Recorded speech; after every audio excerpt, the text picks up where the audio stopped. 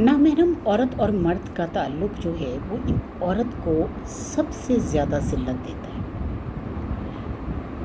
سب سے زیادہ ذلت عورت کے حصے میں آتی ہے کہ وہ گرل فرینڈ کا ٹیگ لگوا لیتی ہے اپنے ساتھ.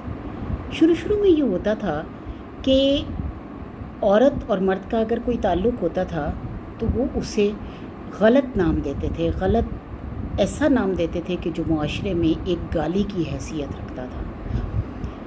اور اللہ کے نزدیک سب سے بدترین رشتہ یہی ہے کہ ایک نامحرم مرد کسی نامحرم عورت سے یا نامحرم عورت کسی نامحرم مرد سے تعلق رکھے.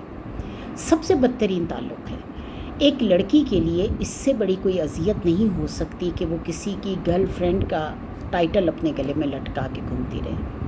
نہ جانے کیوں ہم اللہ کی حدود کو پار کر کے یہ سمجھنے لگ جاتے ہیں کہ اس سے کچھ نہیں ہوگا. کو ایجوکیشن آئی ہمارے ہاں.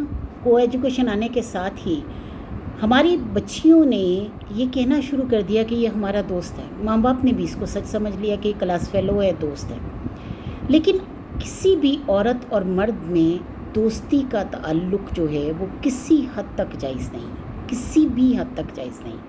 اللہ تعالیٰ فرماتا ہے ساری دنیا، یعنی یہ ہم لوگ اگر کہتے ہیں کہ ساری دنیا ایسا کر رہی ہے تو اللہ تعالیٰ نے اس تعلق کو حرام قرار دیا ہے. اور اللہ نے صاف صاف قرآن پاک میں فرمایا ہے کہ وہ نکاح کرنے والی ہوں، نہ کہ چھپی ہوئی دوستی کرنے والی.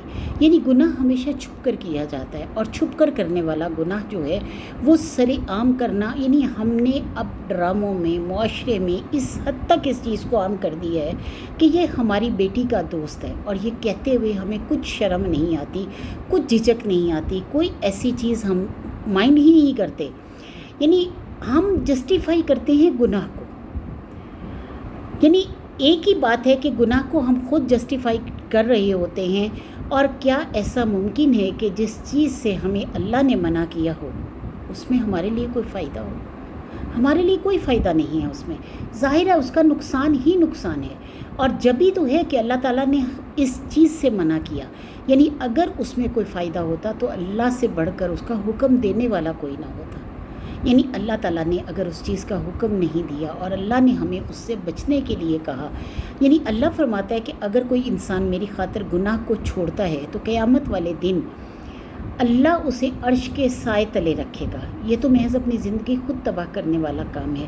یعنی انسان کی آنکھوں کے سامنے اس کے رب نے اس کے لیے فیصلہ کیا ہے، اور وہ رب کی آنکھوں کے سامنے اپنے لیے خود غلط فیصلے کر رہا ہے، اپنے لیے غلط راستے کا چناؤ کر رہا ہے. اللہ تعالیٰ ہماری بچیوں کی اور ہماری بہنوں کی، بیٹیوں کی، ہماری عزتوں کو محفوظ رکھے. یعنی ہم اس چیز کو بالکل سوچنے سے، سمجھنے سے قاصر ہو چکے ہیں. کوئی لاکھ کہے کہ میرا دل صاف ہے، سراسر جھوٹ ہے. نفس اور شیطان، اس نے یہ عمل اسے ٹھیک اور خوبصورت بنا کر جائز قرار دے دیا ہوتا ہے.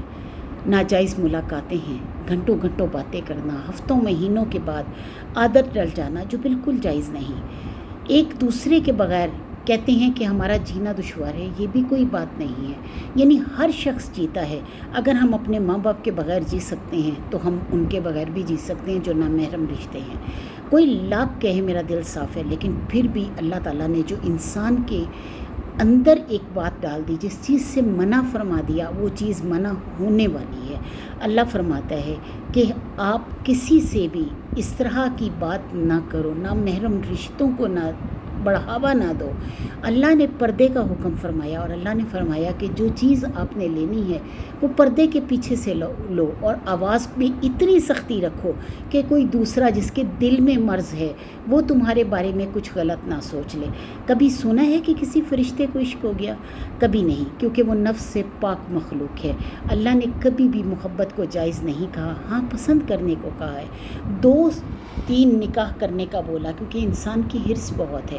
انسان اپنے لیے یعنی اور سے اور چاہتا ہے، زیادہ سے زیادہ چاہتا ہے. جو کہتا ہے کہ اللہ تعالیٰ نے محبت جائز کر دی ہے تو وہ اللہ پر جھوٹ اور بہتان باندھ رہا ہے. یہ مجازی محبت کسی صورت جائز نہیں. آپ کو ڈراموں میں، فلموں میں جو چیزیں مل رہی ہیں یہ کسی صورت جائز نہیں. خدا را میری بیٹیوں، میری بہنوں جو ٹین ایجر ہیں، خاص طور پر یہ فلموں ڈراموں اور ان ساری باتوں کی طرف مت جاؤ.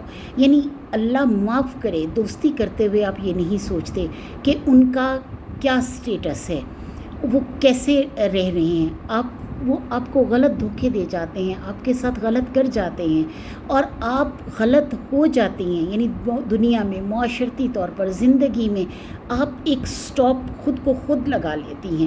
یعنی اللہ تعالیٰ نے جو چیز غلط قرار دی، یعنی اللہ نے فرمایا کہ چھپے ہوئے دوست رب تعالیٰ کو بالکل نہیں پسند. اللہ نے فرمایا فَانكِحُوهُنَّ بِإِذْنِ أَهْلِهِنَّ وَآتُوهُنَّ أُجُورَهُنَّ بِالْمَعْرُوفِ مُحْصَنَاتٍ غَيْرَ مُسَافِحَاتٍ وَلَا مُتَّخِذَاتِ أَخْدَانٍ. اللہ فرماتا ہے کہ نکاح کر لو دستور کے موافق، ان کے مہر دے دو، لیکن یہ کہ وہ نکاح میں آنے والی ہوں اور یہ نہ ہو کہ وہ آزاد رہنے والی، بدکاری کرنے والی اور چھپی ہوئی دوستیاں کرنے والی ہوں.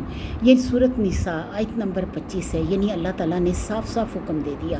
شریعت نے بالغ سگے بہن بھائی کو بھی اکٹھے بیٹھنے سے منع کیا.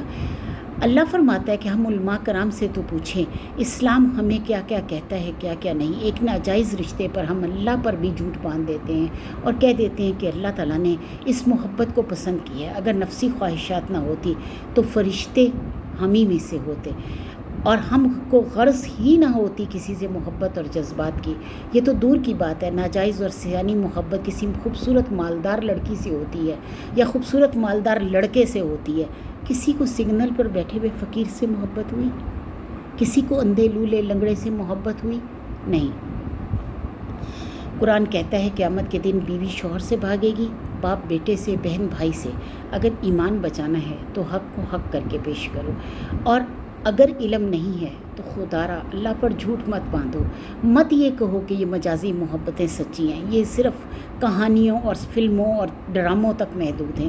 یہ ایسی کوئی محبت نہیں ہے جس کا اللہ تعالیٰ نے تذکرہ کیا ہو. اللہ نے ایک ہی محبت کا تذکرہ کیا اور وہ محبت اللہ کی محبت ہے. اور اللہ تعالیٰ فرماتا ہے کہ تم نے میری قدر ہی نہیں کی جیسے کہ قدر کرنے کا حق ہے، اور تم ان چیزوں سے زیادہ محبت، زیادہ شدت کے ساتھ محبت کرتے ہو جس شدت سے محبت کا حقدار اللہ ہے. تو اللہ تعالیٰ کے لیے اللہ سے محبت کی طرف آئے. مت جائیں ایسے لوگوں کی طرف، ایسی باتوں کی طرف جو کہ آپ کو تباہ کر دیں. اپنے لیے عذاب کی تلاش مت کیجیے، اپنے لیے گناہ کی تلاش مت کیجیے، اپنے لیے کسی بھی نامحرم کو محرم قرار مت دیجیے، کیونکہ رب تعالیٰ کی طرف سے یہ آسانی ہے ہمارے لیے نکاح کی. نکاح کو آسان بنائیں، زنا کو ختم کرے. اللہ تعالیٰ نے نکاح کو بہت آسان بنایا ہے. خدا را جہیز کے اور رسموں کے چکر میں اپنے نکاح کو اتنا لیٹ مت کریں کہ کل کو آپ کے سے کوئی بھی غلطی ہو جائے، کوئی بھی ایسی بات ہو جائے. اللہ تعالیٰ ہم سب کو معاف کرے اور اللہ کرے کہ ہم اپنے رب کی طرف رجوع کریں بنسبت اس کے کہ دوسرے گناہوں کی طرف مائل ہوں. وآخر دعوانا الحمدللہ.